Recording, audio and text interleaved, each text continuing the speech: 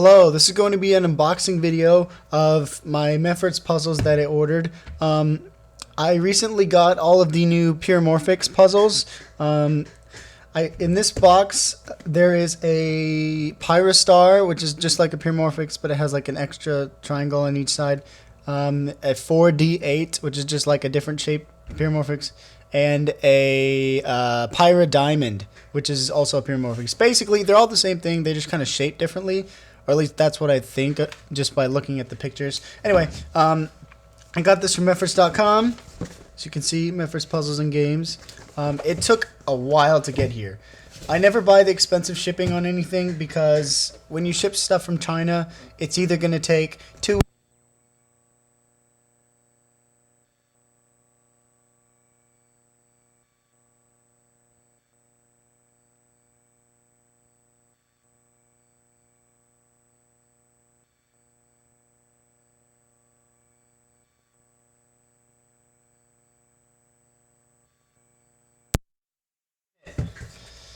I'm not going to use my X-Acto knife this time. I know that you guys love me using my X-Acto knife instead of scissors. But whatever. I'm actually going to use scissors this time. Despite the fact that my X-Acto knife works not as well as the scissors. But I love using the X-Acto knife. I don't know, I'm just rambling. Anyway, I'm in a rambling mood. Anyway, here we go. Woo! There's the PyraStar. Here is the 4D8.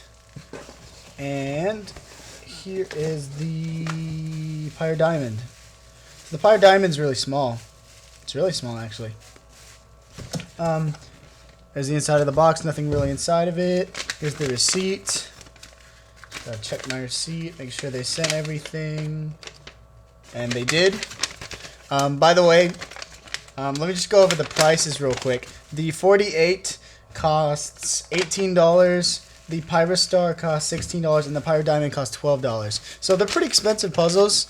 I mean, considering how, they're not like super fancy or anything. They're really basic. But I mean, I'm a collector, so I just bought them because I needed to have them. Anyway, let's start with the PyraDiamond, since it's one of the smaller and more simpler ones. If I'm correct, all 3 of these puzzles have the same mechanism as the Pyromorphics, and I have a tutorial and a review video on my channel about the Pyromorphics, so check that out if you want more information on like how these puzzles move and stuff. So here we go, giving it a first twist. Alright, that's pretty neat. So, obviously, for this puzzle, there's no like set way to solve it. Like there's different ways. Like here's one of the ways. This is the way that it comes in the box. It has like this little checkerboard pattern here. Okay, so here's another way to solve it. It's where you get like little rows or whatever. I don't know. I mean, there's different ways to solve. You can solve it with like checkerboard patterns and things like that. But it's basically a 2x2. Like there's 4 tiles on this part. Flip it over, 4 tiles right there.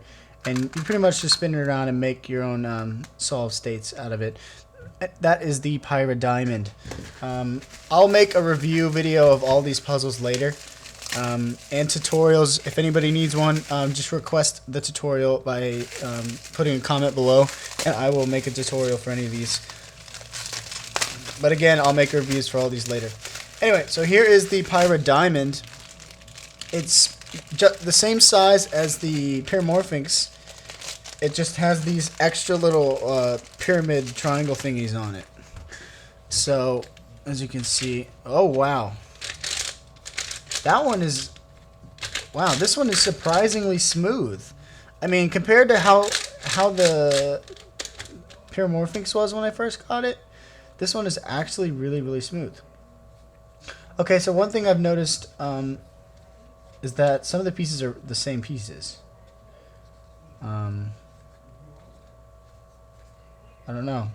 Anyway, so again, it's just like the Pyromorphics. It's a little easier to visualize the 2x2 pattern because of the way that it's shaped.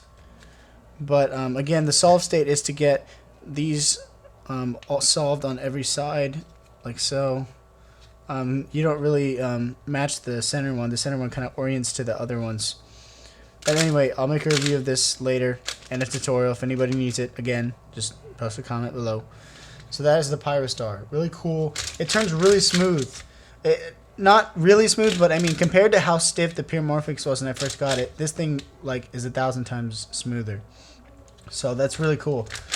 I really like this puzzle. It's pretty neat. So now the last puzzle, the 48. Now this puzzle is called a 4D8, not a 48. Like, it's not the number 4, the number 8. It's the number 4, the letter D, and another 8. The number. So it's a 4D8. I know, it's kind of confusing, but whatever. All these puzzles, by the way, came in really nice bubble wrap. The bubble wrap was a very high quality. So, you can trust Meffert's on that. So here's the 48. Oh my goodness. Oh wow, this thing is awesome.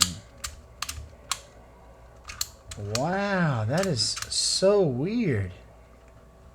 This is one of the most interesting puzzles I've ever seen. Okay, so you solve it like a 2x2, but you can actually orient the pieces any way that you want.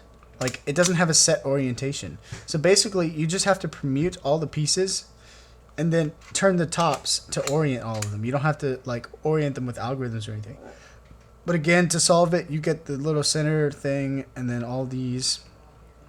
Wow, this is really cool. And it's very smooth. Like, these little tops right here, they turn with, like, absolute ease. Like, I can just spin that. It has a locking mechanism to keep it locked in place. It's kind of like the Pyraminx locking mechanism on like the little twisty tops on the end, but it clicks like firmer than that. Like, it has a really nice snap as soon as it clicks into place. It's really firm. The inner slices don't move as smoothly, but I mean, this is really cool. This is an awesome puzzle, the 48. Now, it does come with PET labels, and I've had some really nasty experiences with PET labels in the past. In the past, I've had PET labels like peel off, like for no reason. You know, like I'll just put a tiny bit of silicone and it'll make the sticker peel off, or you know, it'll just start to peel faster than a normal sticker. So I really hope that these stickers last longer than the previous PET stickers did that I had on some other puzzles. But I mean, I don't know. This puzzle is just really cool. It's really sweet. Again, it's pretty smooth right out of the box. It has a really nice locking mechanism on the outer little twisty parts. The inner part doesn't have a locking mechanism. It kind of has like this little like springy lock, but I mean, it doesn't like click into place. Like, you can, it's still pretty easy to misalign the pieces if you're not careful. So anyway, that's the 48. Really cool puzzle from Meffert's. It has this, the whole 2x2 concept, the shape-shifting 2x2, but it also has these twisty tops on them, which I think that's probably the coolest thing about the 48. I wonder why they call it 48, though. That's interesting. So that's your question of the day. If you can answer me why they call it a 48, maybe there's like 48 stickers or something? I don't know. Anyway, so that's the 4D8. This is the PyraStar again. It looks just like the Pyromorphics. It's the same size as the Pyromorphics. Really cool puzzle. I'm going to have some fun with this one also. And then the PyraDiamond, which is basically, I mean, you don't really need to buy the PyraDiamond unless you're a collector, because really, it doesn't take much to solve, and like, really there's no set solve state. So, I mean, unless you're a collector, you don't have to get the PyraDiamond, but I did. Anyway, so that is the puzzles from Meffert's. Thanks for watching the video. If you have any questions, feel free to post a comment below. I'll try to put as much information as I can in the sidebar over here relating to like where you can buy it and things of that nature. And if you like my video, please go to my channel and check out some of my other videos. I have a bunch of cubing stuff, so I'm sure you'll find something you like. And thank you for watching. Please rate and subscribe. Thanks, guys. See you next time.